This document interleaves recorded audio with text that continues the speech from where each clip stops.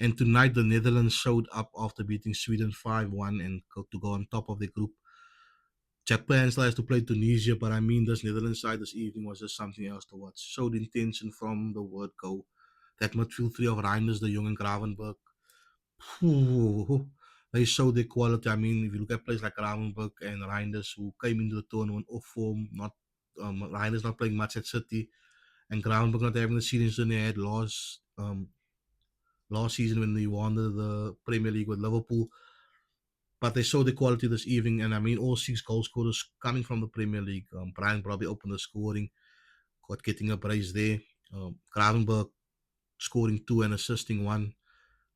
Ilanga got the consolation for Sweden when he came on. He was some spark for Sweden, and then Somerville ending the night good for the Netherlands, man. I mean, Cody Gakpo in international tournaments is just something else. He always knows when to turn up. Denzel Dumfries from right back getting two assists.